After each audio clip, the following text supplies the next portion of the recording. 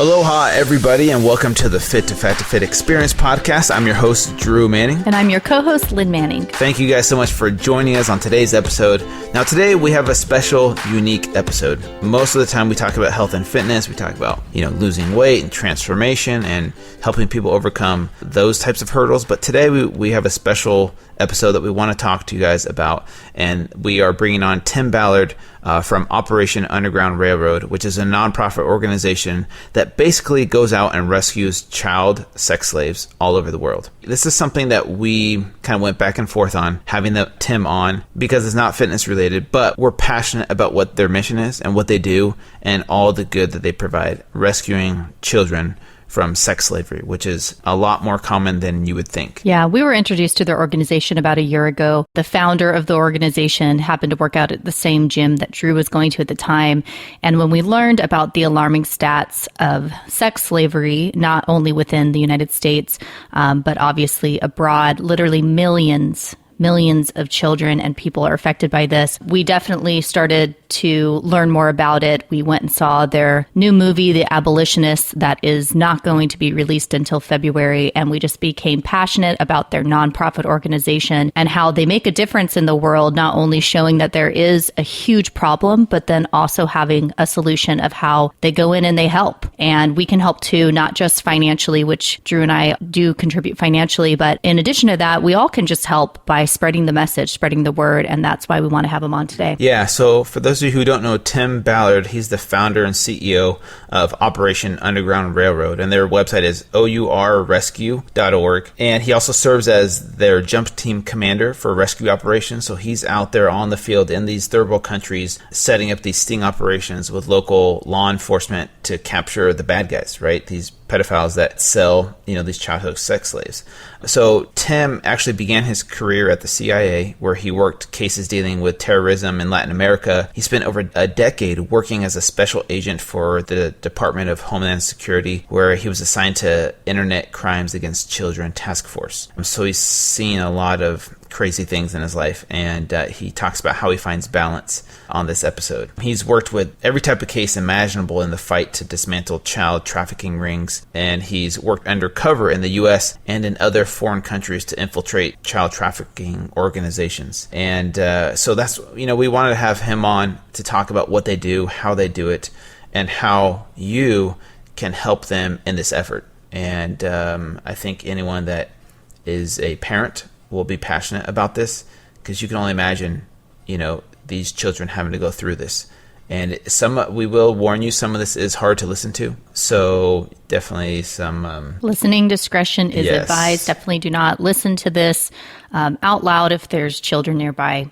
I'd warn you about that. Yep. But first, our show sponsors for today, QuestNutrition.com is a great company that we've been proud to have on as a sponsor of this podcast. We couldn't have done it without them. For those of you who don't know who Quest Nutrition is, just Google Quest bars.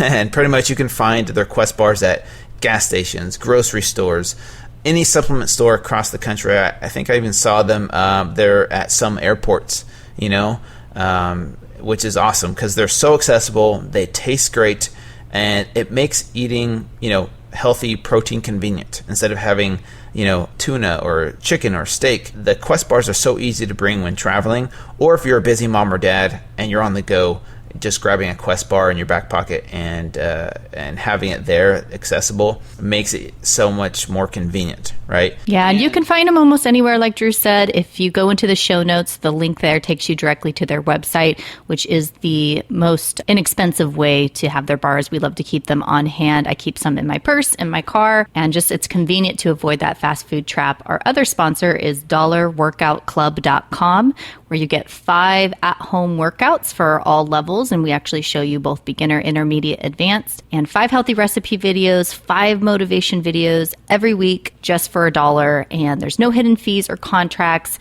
We'll put that website link in the show notes as well. Yep, and all the workouts are between 8 to 20 minutes long max, and our philosophy at Dollar Workout Club is working out smarter, not necessarily longer, and it's only $1 a week. on fleek for $1 a week. Yeah, we're really grateful for our sponsors. I don't know if you guys realize, but obviously there is a cost involved to do these podcasts. And because they are free to download, our sponsors are what makes the show possible. So let's go hang out with Tim Ballard, founder and CEO of Operation Underground Railroad.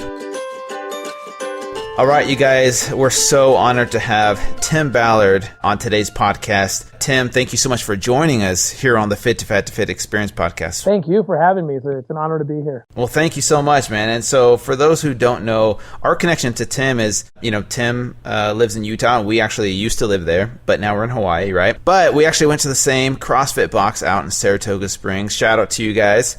Saratoga Springs CrossFit. We love those guys, right? Yes, we do. Yeah. Yeah. And I met Tim there. He's working out. He's got these, his six pack. He's like, killing. He's killing these wads. I'm like, who is this guy? And then boom, I see him like on Facebook and people are sharing, what he's doing. But actually, Tim, I was wondering if you could give the people listening a little bit of background as to, you used to work for the CIA. You're a member of the LDS Church. Kind of give us a little bit of your background of what you did specifically at the CIA, if you can, right? If you can.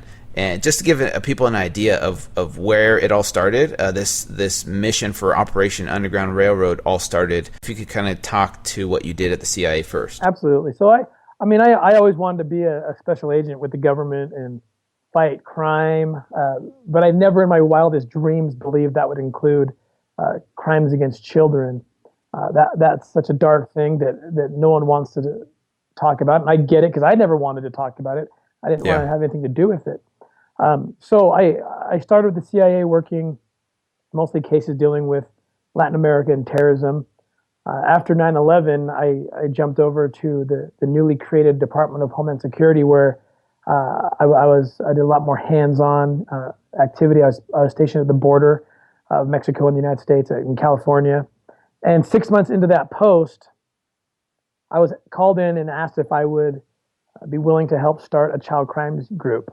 And I said no. I said that I had promised my wife that that's one area that I would not get into.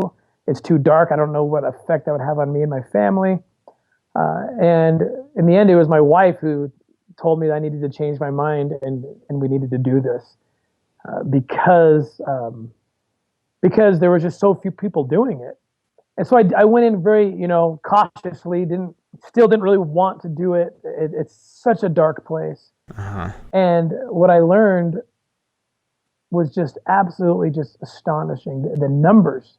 This is the fastest growing criminal enterprise on the earth. It's the second most lucrative crime on earth. That's the kidnapping and trafficking of people and specifically of children. And so once I got into the cases, these numbers, we're talking about millions and millions of children. It became so real as I saw these kids, and we had the opportunity to help these kids and pull them out. We would go in undercover. We pretend to be travel agents of the most wicked kind, leading tours, sex tours, into different countries where Americans would come and buy tours, and we'd bring them in and introduce them to the guy selling the kids. And then once you catch them all in the act, you arrest them all and pull the kids out.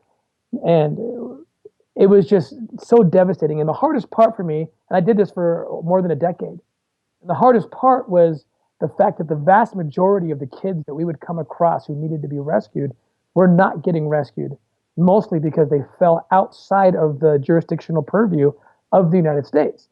And so the intel we would bring back home and say, look, we need to go get these kids, the U.S. government would tell us, well, that's not a U.S. case. And so we'd have to walk away. And I was asked to walk away just far too many times. And then I kind of got this idea, well, what if I left?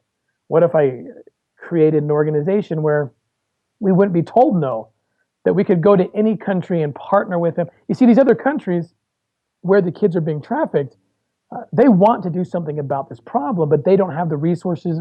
Oftentimes, they don't have the know-how, the technology. And that's what they always wanted me as a U.S. agent to bring them, but I could only go so far. Well, now we can go right there, and we skip a lot of red tape and bureaucracy. We go right to the problem. We equip these governments with what they need, and we stay with them and participate in the operations, going undercover with them in a legal manner in which they sign us up and deputize us essentially. And it's been absolutely amazing what we've been able to do. We're a nonprofit, so when I say we, I mean all the people who have come and stood up and helped us and promoted us and brought in the resources. We've been fortunate to rescue well over 300 victims, mostly children, in the last year and a half in about 15 different countries. So it's been amazing. Yeah, and just to give people an idea, I know for myself, I didn't know the extent of the problem that this was until we heard about you, until we found out about your organization. And I also was very blinded thinking that this didn't happen in America.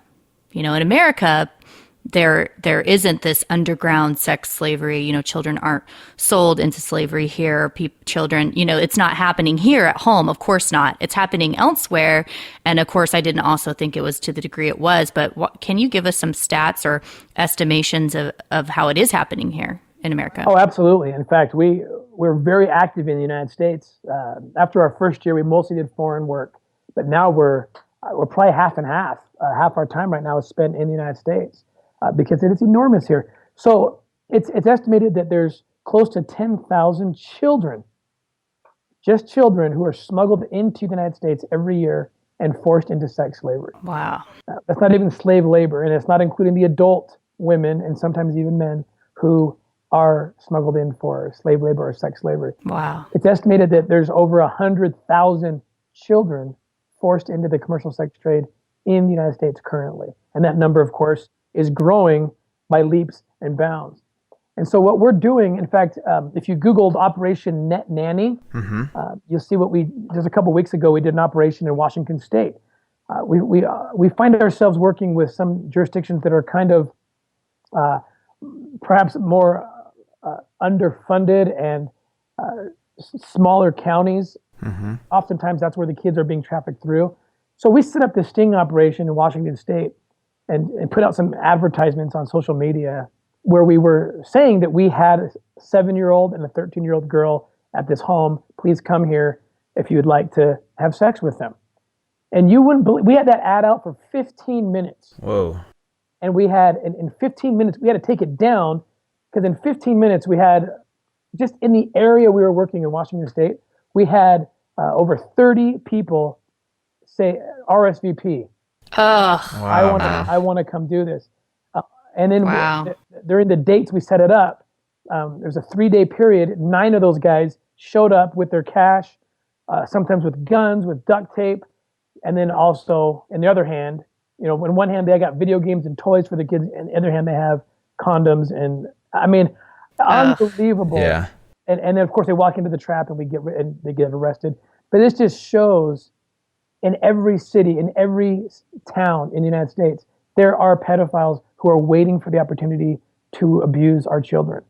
And so we're doing a lot right now in the United States to empower law enforcement and give them what they need. We have a couple of other major operations in the works right now. I can't comment on the details, but you'll start seeing more of this coming out with our partnership with a lot of jurisdictions who are wanting to partner with us to wipe out these horrible traffickers and pedophiles who prey on children. Wow, man. So let me ask you: are you guys running these operations here in the U.S.?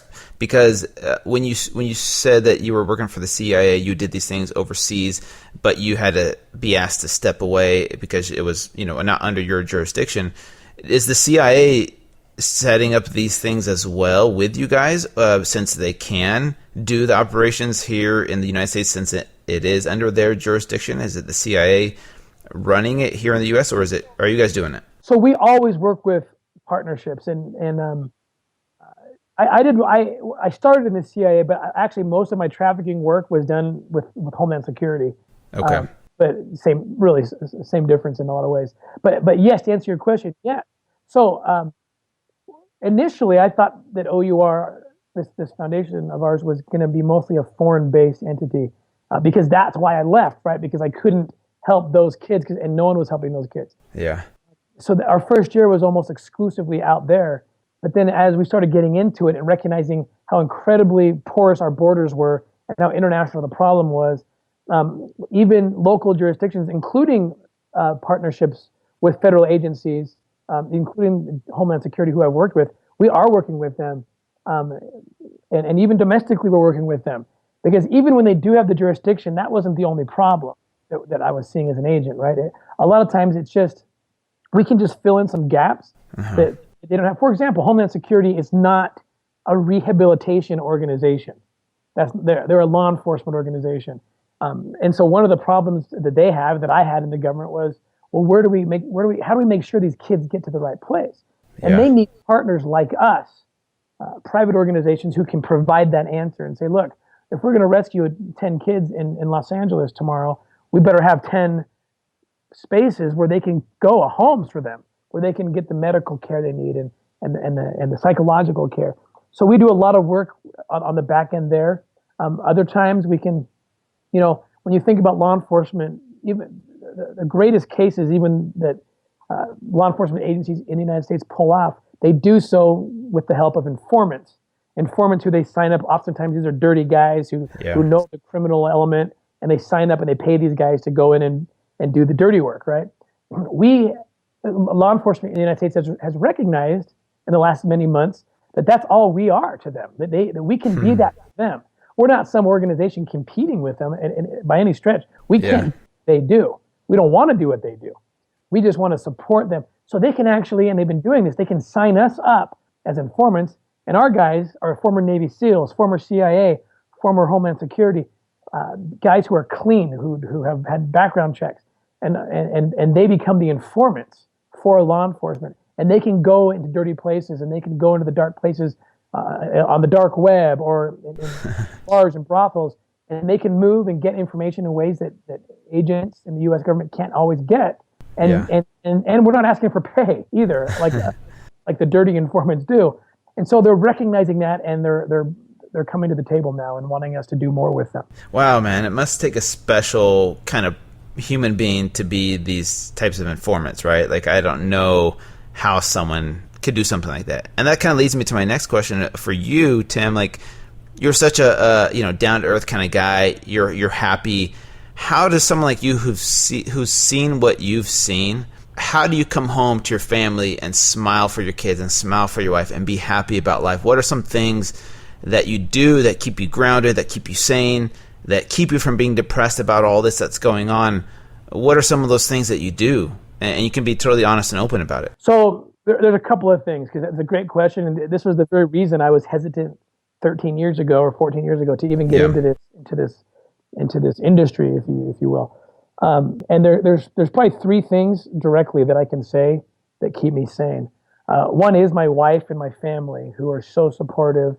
And I have a wife who I can share almost everything with, and just great support. Two is prayer and my faith, and the feeling that I know that, we believe this work is God's work, and that He will take care of the hard parts of this. He'll let me go home and help me clean out my mind so I can still be a good father and husband.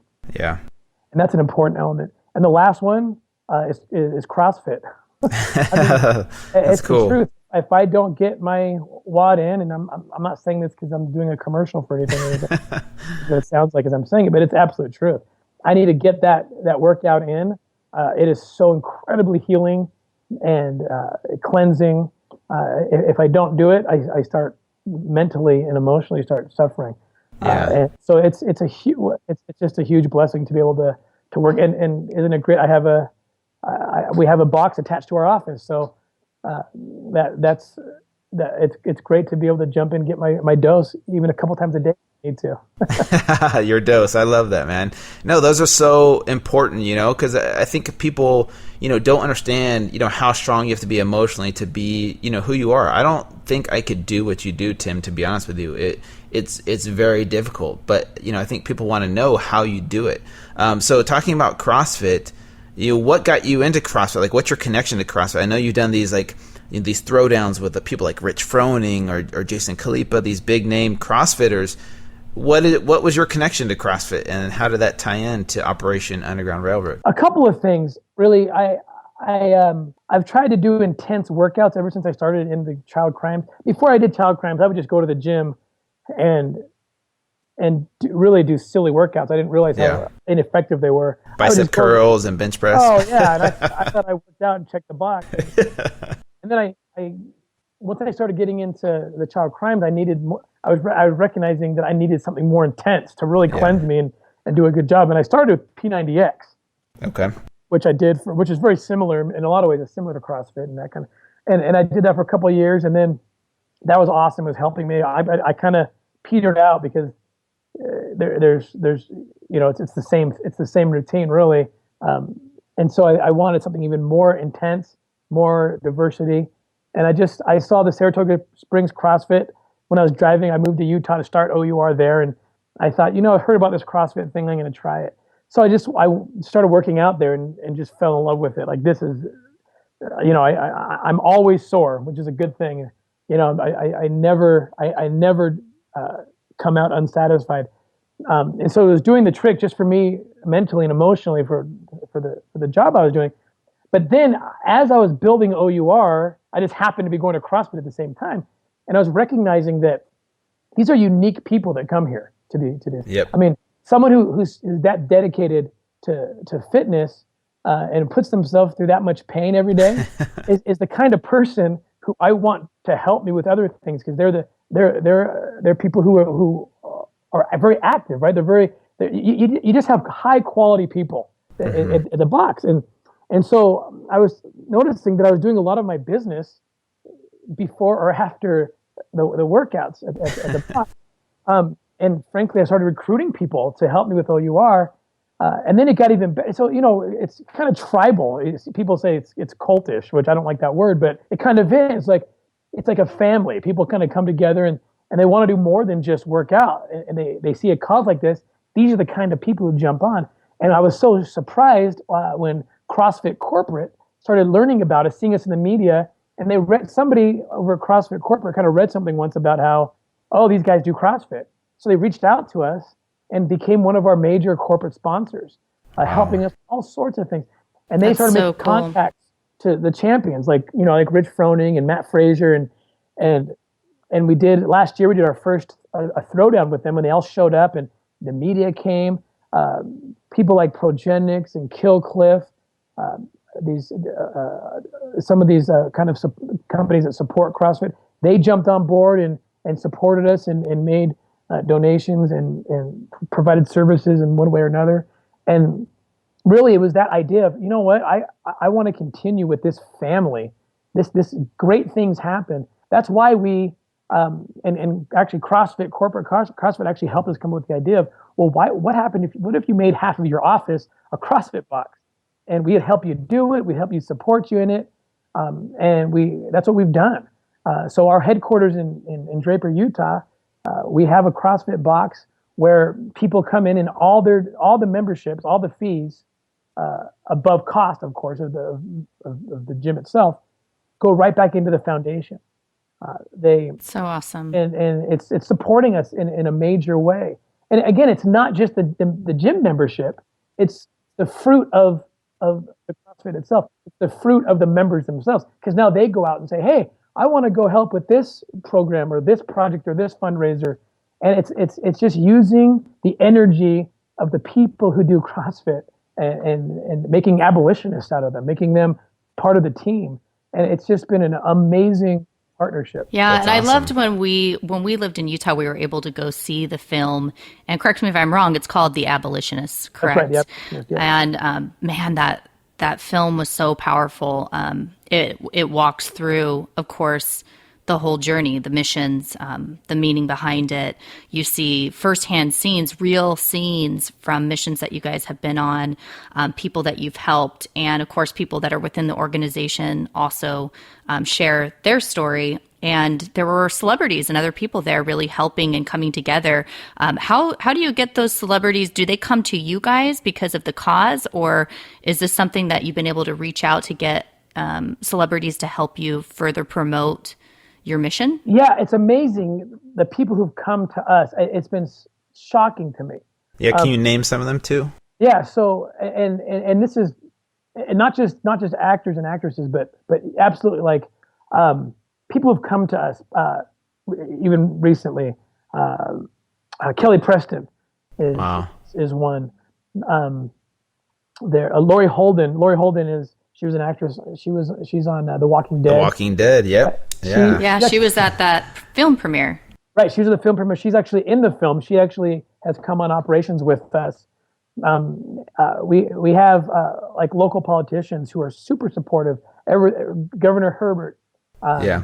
Attorney General Sean Reyes, he's on our board of governors, and I probably talk to Sean a couple of times a week about what he can do to help us. He's always trying to help promote what we're doing, And like people like Elizabeth Smart, right? I Right, mean, Elizabeth she went Smart. through, she Right. obviously went through a similar horrific experience, and I know that she's a big proponent of what you guys do. Absolutely, and really what she says about her partnership with OUR is what these other people are saying, is that she'd never seen an organization that we don't just wave a flag of awareness and say there's a problem, but we're actually going and extracting children from sex trade. And there's not many organizations that do that. And so I think that's what attracts people to us. It's hard to watch the flag of awareness sometimes wave because it's a very dark flag. And you watch it, okay, great. So kids are being kidnapped and trafficked all over the world. Now what? Well, Yeah. the light is sometimes very dim with other organizations. And I'm not talking ill of them. I love that they're out there. It's an important thing. But I think that the attraction to us is that we do the same thing. We wave that dark flag, but then we say, but look over here. We have a solution. We are actually pulling kids out of this, and you can help us. And so I think it brings people to the table. Yeah, no, and I agree with that. I see you guys as a very organized organization that knows what they're doing, and it's not just like, hey, we pull them out and then we're done. It's you guys help them afterwards, right? There's counseling and there's services to help them find their families, right? It's not like, hey, Absolutely. we saved them, good luck, and Oh, absolutely. And frankly, it's one of the more challenging parts of the job. It's much more difficult. As hard as the rescue is itself, it's the aftercare is it's a challenge. It's you got to find the right partners overseas, and you got to make sure these kids stay there and that they have the support there. So, and that's where we're grateful for Elizabeth Smart and Ed Smart, who works full time for us. And his job is to make sure that we have those partnerships in place. We recently did a rescue operation in Mexico. Actually, it was 3 or 4 months ago, and one of the children that we pulled out of there, we got them into one of these safe houses that we had pre-vetted, and we've made several trips back to make sure she's doing okay. And because of the confidence that she has been able to get, we're actually helping her pay her schooling, and she wants to go to beauty school one day. We've already pledged to her that we'll take care of that for her. Oh, I love that. And what's amazing is the personal healing is reflected in what she did just a couple of weeks ago. She got confident enough, and she saw herself as something more than just a prostitute or someone who sold for sex, right? And she saw herself as not that. And that's what our goal is, to help her see herself as who she really is and her potential, and to thrive as a survivor. And she came out and she said, I need to talk to the police. She brought the police in, and she started telling the police all this amazing intel that she hadn't shared before, which led to an immediate bust and rescue of other kids and the arrest of a bunch of other just horrible people who are now in jail. And she just, it's very therapeutic for her, and she recognizes she has value here on this earth. And so it's just one of those super success stories. It's fresh in my mind because it just happened. But that's what we do. The rescue's not complete until those kids are healed and they are thriving on their own. Yeah. Wow. I love that. That's huge, man. So, Tim, can you describe for everybody just how these missions go down? Like, because I've had a couple of buddies, Drew Reichert and Christian, be a part of these operations. Can you describe, how they go down for the most part, where you take them overseas and you get this fancy, place, and you all act like you're certain people? Can you talk to that a little bit? Right, absolutely, yeah, and it varies a lot how we do operations. For example, last week we were in India, and it was very different than what we've done in other places. We went in, and we pretended just to be viewers, Americans who were at these brothels, nightclubs in India, and they kept bringing these girls out, and we could tell they were underage girls, often from other countries. And you just look in their eyes, and they didn't mean to be here. They're not supposed to be here. And so we just kind of set up surveillance on these places and noticed that those girls, they never left. After the show was over, all the owners and the managers all left, and the girls never left. And so we were able to do some investigative techniques and discover that these girls were they were being kept as slaves and controlled, and they were actually living behind trap doors, and they're living behind the drywall in like spaces like 4 feet wide, no beds, no blankets. Oh my gosh. They just throw them water, and they just, can you imagine? They live in this little cell. They're slaves, and then they open the trap doors when they open the nightclub and bring them out and force them to dance and have sex with the clients, and then back they go, trapped behind the walls. And just last week we busted one out. We bring the police in, and they bust it out, pull the kids out, get them into rehab. But in the last couple of weeks, we've done 3 of these, and they're all 3 with the same operation where they keep these kids behind these trap doors. KSL just did a story on it. If you go to ksl.com, it's just 2 nights ago, they did a big story on it, and we show some footage of the conditions the girls were living in. So I'd encourage you to go check out that story and spread it far and wide, because it's a good example of how that's one way we operate. Other times, like the missions you mentioned, we'll set up these sex parties. So we'll go into countries and pretend to be travelers looking for sex, and we'll meet these traffickers, and they all have kids as young as 11, 12 years old.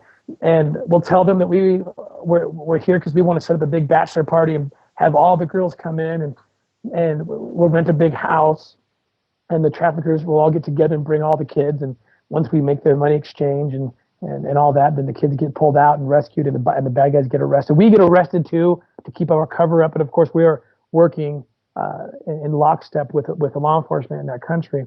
So that's another type of operation we've done. Another type, we have software that we are building, software that allows and investigative techniques that allow law enforcement to go online and go into the dark web and find pedophiles and people trading in child pornography. That's one of the most important aspects of Operation Underground Railroad, is bringing technology to those in the U.S. and outside the U.S. who don't have it. I mean, there's tools out there that exist, and other tools that we're building that would blow your mind. I mean, these tools can rescue tens of thousands of children in 1 year if everybody has it. Wow. We're trying to get these tools out to everybody. So much of what traffickers do and pedophiles do is online. That's where they find the kids. That's where they prey on the kids. That's where they share their child pornography. And so we have uncovered ways to find them in places where they didn't think they were discoverable. And that's what we're building, these tools. And we have some amazing partners in the high-tech industry who are helping us. And then our job is to help that process and get these tools into the hands of law enforcement everywhere. And then we can leave, and they have the tools, and we could just go away, and they're still out saving kids every day. That's the idea. Dude, that is so amazing what you guys do, and that's why we had you on, Tim, is just to help bring awareness, to make people aware that, hey, this is real. Like there is this world out there, and we can make a difference, right? It's not like, it sucks that there's this problem and there's nothing we can do. We have a solution now with Operation Underground Railroad. How have you guys grown since you guys started, and where are you guys at as far as growth wise, and what's your plans for the future as far as, do you plan on taking over the world and ending it completely? Like, where do you see Operation Underground Railroad in the next 5 years, for example? Yeah, we're shocked at the growth we've had. I never, if someone had shown me where we're at right now a year and a half ago when we started, I never would have believed them. So we've been to every continent. I think we're in our 15th or 16th country now. We've just, every month we're able to do more because people are getting on board and allowing us to do this. So yes, our goal is the complete eradication of the trafficking and the selling of children for sex. And that seems like a lofty goal. It seems naive, except I believe it's possible. Now, can we go in and physically pull out 2-3 million children stuck in this? No, we can't do that. But what we learned in Colombia last year, we did 4 operations in Colombia. And then after we went back into those places, pretending to be with different American faces, pretending to be travelers looking for the same thing. And nobody would sell to us. Nobody would talk to us. In fact, bad guys on the streets who otherwise would have introduced us to traffickers and got their commission for doing so were warning us, don't do this. Haven't you been watching the news? Everyone's scared. We had shut it down. Yeah. Because we've been so active, we actually shut it down, and bad guys decided it wasn't worth it to kidnap and sell kids anymore. Whereas before they were working with impunity, now they're scared to death. Now, how long will that deterrent last? I don't know. But I do know this, that if we were in every country, every infected nation on earth, which is pretty much every nation, and we were big enough to where we were working with law enforcement, doing operations once a month in every city on earth, we would have a deterrent effect so powerful that the barriers to entering that dark market would be too high, and travelers would stop traveling, traffickers would stop trafficking. And so that's how we plan to do this. We want to have offices in every country on earth, and we're working towards that right now. That's awesome, man. Are you worried about creating enemies and people being more aware of what you guys do? I mean, is that even a thought, or are you just like, because you're putting people, you're having people volunteer to be undercover, and this is just my curiosity. Are you ever worried about their safety? These people that are volunteering to be, Yeah, good question. The answer is those people aren't volunteering. We actually contract with them and we're paying them. Okay, yeah. Paying them, and we make them very well aware of all the risks involved. And so they go in knowingly and willingly. And yes, there's a risk, of course, in doing this. In terms of our exposure, once you're exposed, and we keep tabs on our guys, the guys whose faces have come out, and because some guys have to come out and talk about it, and once that happens, you're no longer a candidate to go undercover anymore. Yeah. Unless you come up with some crazy awesome disguises. Like I've written myself right out of operations because I've come out, unless we can find some good disguises, like I said. And so there's kind of a revolving door, and so we would never use the same guy after he's already been exposed to the media or whatever. And in terms of the bad guys, for example, knowing our tactics, I get a lot of people asking me, "Oh man, they're going to know it's you, and so they're not going to show up to your parties or whatever you're doing."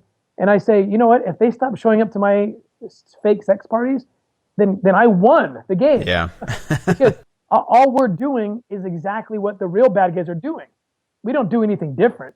So somebody could literally watch the abolitionist show on a Wednesday, and they would have no idea that it's us on Thursday in Guatemala setting up a similar party, because we are always changing our faces and our tactics. We're just doing what the other bad guys are doing, what the other travelers are doing. And if they did say, well, I'm not going to show up at this party because it might be those guys, then hallelujah. That means they're not showing up at any parties anymore. That means we're doing what we set out to do. Yeah, like you said, I think the greatest thing that you're doing, because it's impossible to, like you said, go in and eradicate this completely. But as you set up all of these missions, as you go around the world doing it over and over again, the word does get out. There's big organizations now that are coming in. This is, it's harder to get away with it. And just limiting, those bad guys from that opportunity for them to be scared and worry about getting caught, that's a win. That's a huge win. We want to try to end, talking about a lot of I know this is such a somber topic. It's even hard to talk about, but I want to talk a little bit about the good. I mean, you guys are doing so much good, and there are so many successes. If you want to finish up, I'd love to just hear. I know that you shared one story. If you want to share any stories, stats or successes from your organization, I think that's a great way. And then we want to talk about how people can find you and help and contribute to this cause. Absolutely. So, like I said, we feel like we represent at least one light in this dark world, that there is a solution. There is hope. There's hope for kids in places where before there was no hope. No one was looking for them. No one had a plan to get them. And that's where we work. We work in those places where there was no plan, and now there is a plan. And that's in the U.S. and outside the U.S., like I said.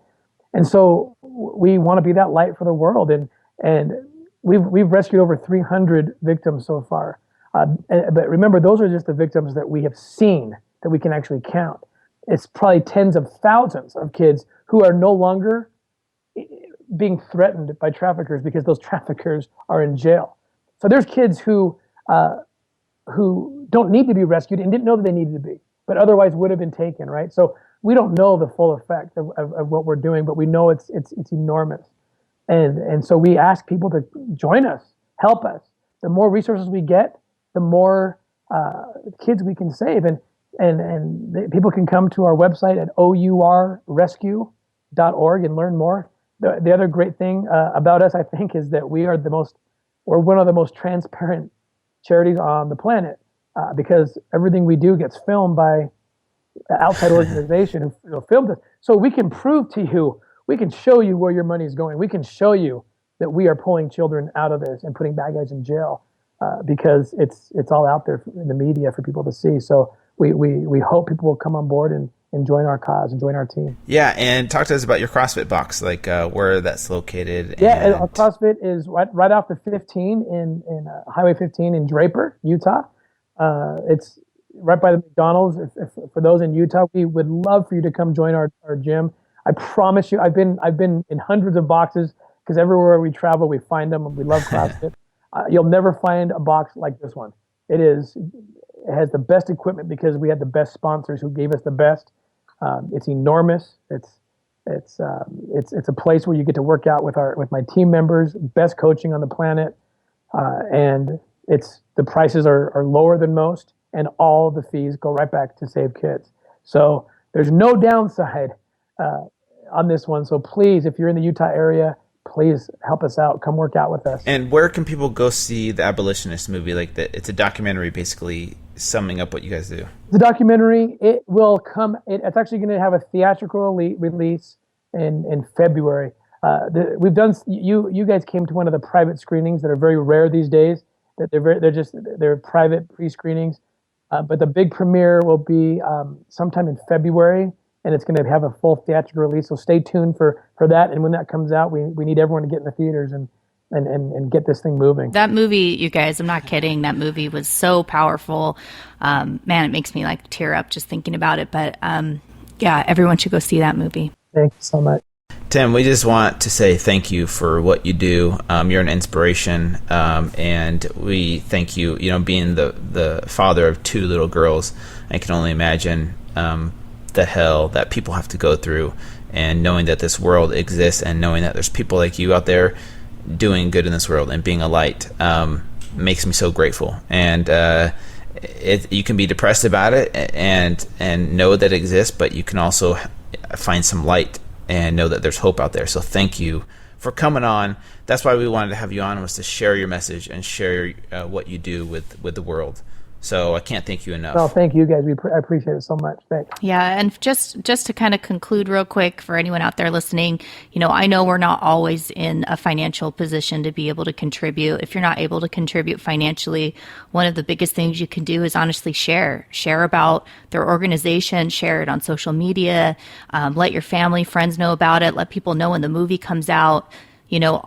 Every effort helps, just bringing the awareness out so that other people that are in a good financial position to be able to help can contribute to this nonprofit. Excellent. Thanks so much. All right, guys. Thanks, Tim. And we'll be in touch, man. Okay. Thank you. Have a good one. You too. Bye-bye.